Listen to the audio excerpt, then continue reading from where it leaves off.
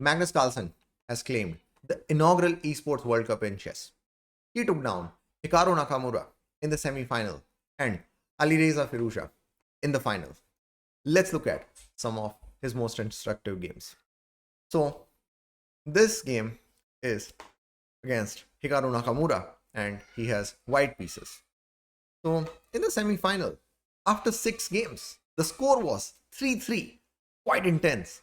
And this game is the Armageddon game where Carlsen, having white pieces, has to win and Nakamura has the draw odds. So basically, he will go to finals if he draws the game. The position is quite complex and let's try to understand it a bit further. So Nakamura had started with the sharp King's Indian and Carlsen did not shy away from the complications. So Carlsen has space advantage on the queen side. He has this battery of queen and bishop on king side, but Nakamura has this activity, the semi-open file on the king side. You might have ideas like this to put the pressure. So things are quite complex, and let's see how Carlsen navigated through this. So Carlsen played the move knight h2. So he's trying to maneuver the knight around. He wants to get it to g4 and then put some pressure on Nakamura. Now, in this position, Carlsen has an isolated pawn on a4 and Nakamura decides to bring this rook to a8 and put pressure on that pawn.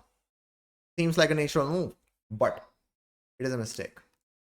So Carlsen played the move knight g4, improving the knight's position with a tempo in this position. Nakamura played queen f8. He's like, all right, my knight is defended. This pawn is weak. I think I'm better. Now, in this position, Carlsen missed a tactical opportunity that would have given him serious advantage. So in such time control, the clock is ticking, less time is there, such things can happen. If you want, you can try to pause the video and try to guess what Magnus Carlsen missed. So let's go ahead. The move that he missed was brilliant bishop takes e5. The idea here is that if bishop takes e5 is played, then the rook shifts to f3 and then Carlsen will recover the piece, and more importantly, now it is Nakamura's king that will be weak. Although he can play something like this, but doesn't matter. Carlsen can just move the queen, the knight will fall, the material will be equal, but more importantly, the king will be weak, and that's bad. But as I mentioned, the time control was less. Magnus Carlsen knew. See, he had a feeling that there was something in this position, and for that reason, he spent 35 seconds here. But he did not go for that, and he played the move 23 in this. So opportunity missed, and then in this position, knight d4 was played by Nakamura. He's like, I'm not going to give you another chance to do that. He centralizes the knight. He puts it on the outpost square. So in this position, Carlsen played the move knight e3. Not that great move. So he's just trying to maneuver the knight. But now the thing is that he doesn't have as much activity on the king side, and Nakamura can do something on the king side, queen side. So Nakamura should have played bishop takes a4. So Carlsen can, for example, capture this, and after e takes d4, there is knight f5. The position is complicated. So after bishop e5, Nakamura is up a pawn. Carlsen has some activity on the king side, but this is something that I think since Nakamura is only looking for the draw, this is something that he can handle. So if he had taken the pawn with the bishop, then we don't know what would have happened. But Nakamura actually captured with the wrong piece. He captured with the rook. Carlsen exchanged, and then he activated his rook. So Nakamura played rook a3. There is a threat. Rook takes c3, queen takes c3, knight e2. Now this is a simple tactical threat, but in such high pressure situations, it's possible that such things can be missed. So Carlsen played the move king f1. He's like, I'm not going to allow that. Now he did not go king h2 or king h1 because the f2 pawn would fall. So he played king f1. Nakamura got his rook on the second rank. See, it doesn't look that comfortable for Carlsen. Carlsen played knight d1. He set up lethal trap in this position. So he thought for 17 seconds in this position, and then Nakamura actually fell for that trap. So Nakamura played the move bishop a4. He's like, all right, my queen is active. my rook is active, my knight is active. Let me activate my bishop. Let me threaten this and then checkmate. Or I can also play bishop c2. The pressure will be significant. But as I mentioned, he fell for the trap. And Carlsen played the next move in just 3 seconds. And then it was, just game over. So which move is that? If you want, you can pause the video here and try to find it. So Carlsen played the move Queen B1, the backward queen move, the backward piece move. Those are the ones that's easy to miss, and that's what happened to Nakamura. The problem is that this rook is under pressure and there is another threat of rook b8. So let's say if rook a3 is played, then there is rook b8.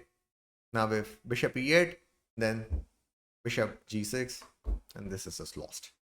Queen b1. And Nakamura recognized in this position that now comeback will be close to impossible. So he played bishop takes d1 in this position. Carlsen just took the rook. Queen f4 was played. He's trying to activate his pieces further because that's his only chance. But Carlsen is ice cold and precise with his play. Do not allow any unnecessary activity from Nakamura. Carlsen played rook b8 check. Bishop f8. He brought the queen back to b1. Bishop e2 check. Brought the king to g1. Nakamura took this pawn. Carlsen is not worried. He exchanged this bishop with the knight. Then he played the move bishop h7 check. Now he played bishop f5. He's like, alright, this bishop is under attack. And if king g7 is played, then queen b7 check, and it will be lost for black. So king g8 was played by Nakamura. Now g3. Carlsen is like, alright, I don't want the queen here. Queen f3 was played. Bishop e6 check. And then in this position, once again, if something like king g7, then there is queen b7 or rook b7, followed by maybe rook f7 type of ideas or something else, and this is just lost. So Nakamura played king h8 in this position, and then Carlsen played queen g6. Nakamura resigned because he can give a check, but then there is king h2. There is this mate threat. This is lost. So a magnificent win by Carlsen under pressure, setting up that trap after knight d1 and finding queen b1. It was just magnificent. So let's go for the next game. This time we'll look at the game between Magnus Carlsen versus Firouzja. So Magnus Carlsen has white pieces here, and as I mentioned, his opponent is Firouzja, and we are into the finals. So this position looks a bit equal. Material is equal, both the queens are active. But Carlsen is known to create imbalance and then put pressure on the opponent, even in such seemingly simple positions. And he played the move knight e5. Firouzja captured the pawn. Carlsen also captured the pawn. And in this position, Firouzja's sense of danger betrayed him. He played queen a3. He's like, alright, I'll bring the queen over here. This pawn is being attacked. And then the position should be about equal. But then Carlsen played a brilliant move. He unleashed a move. And then Firouzja recognized that, oh no, he had missed something. If you want, you can pause the video here and try to find it. So the move here is knight b8, the brilliant move, taking advantage of the back rank weakness of Firouzja. The main point is that if rook a takes b8, then there is queen takes b8. Rook takes b8, then there is rook takes b8, and then Firouzja would have to give up the queen, and Carlsen would have rook for the knight, and that would be lost. So Firouzja played queen takes a2, but then queen e5 was played. Carlsen exchanged a pair of rooks because the knight won't be able to do much. He exchanged the queens as well because this pawn would fall. And now he knows that he just needs to make use of his rook and the king to restrict the knight, and he does it skillfully. So king d5, knight f6, king d6, rook a4, not allowing any of such forking ideas. King f8 was played, f3, king e5. He played rook a6, rook c6. He's restricting the knight, knight e8, f4. And then in this position, Firouzja resigned because this knight has limited squares to go. Carlsen will play f5. There are f6 idea to restrict it further. If g takes f5, then king takes f5, and pawns will start falling. This is lost. So yeah, even in that equalish position, Carlsen found that really nice idea, knight b8, because it seemed like the position is equal. That's where even the strongest of the strongest lose the sense of danger. Then Carlsen sensed that opportunity, and then he won this game. Now, Let's go for another game. So this is one of the other games against Firouzja, the final. And Carlsen has black pieces. It's quite an imbalanced position as we can see. But Carlsen played the move knight c7. He's like, all right, there is this pawn in the center, and I want to keep some pressure on it. And then Firouzja in this position decided to develop his knight. He's like, all right, let me develop my pieces. But this is a huge mistake. Now, there was a player, strong player named Aaron Nimzovich, and he had written a book called My System.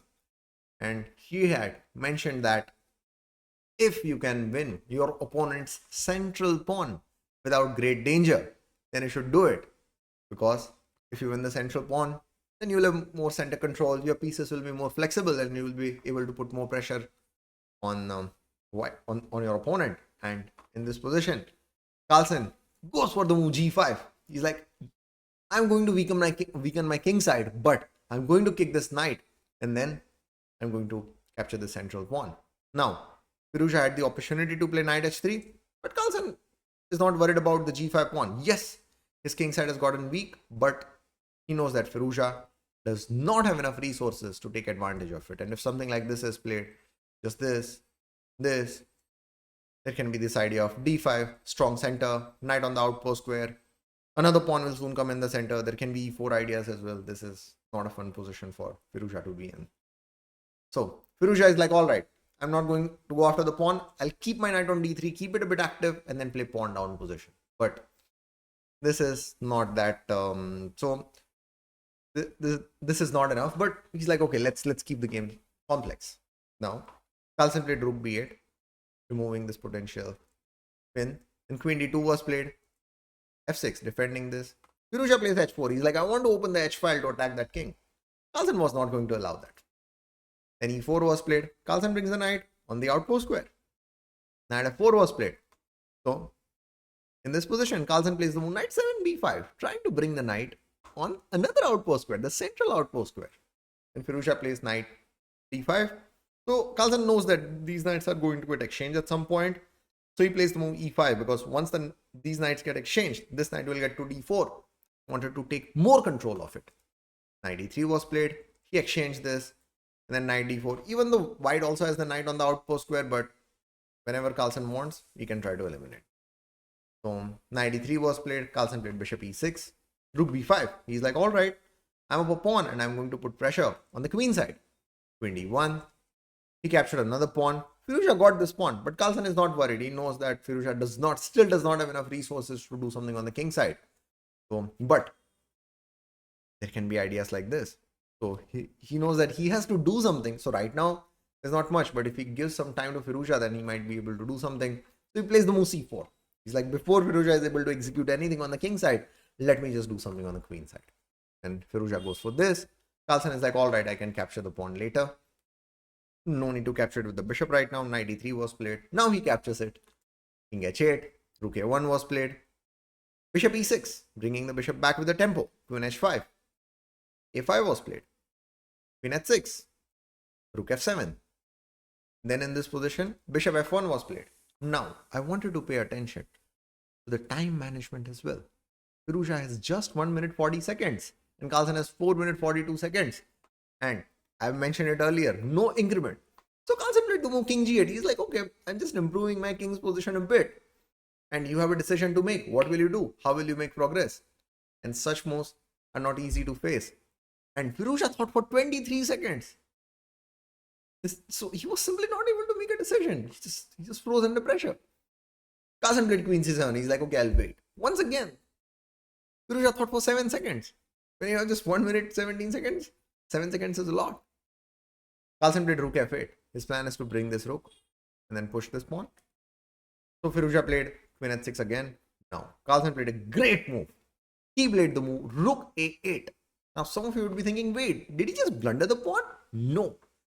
He was ready to give up his extra pawn to exchange the queens. Queen exchange is unstoppable, and then he knows that he will be able to push the pass pawn because rook a4 has bishop d7. So this was a great move by him because he invites Firouzja to take the pawn. But Firouzja knows that there is no way with such less time, if the queens are exchanged, he can survive. So he played knight f5, and such was the decision that it took 25 seconds to do that.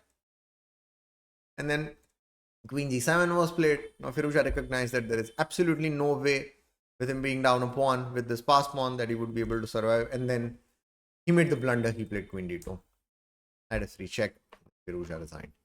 So a great game by Carlsen. And one of the most important things why he emerged victorious was the fact that his time management in all the games was great. He was not getting under too much of time pressure and kept the time advantage, kept the pressure on the opponent, and won in a magnificent manner. Thanks everyone for watching the video, and I'll see you in the next one.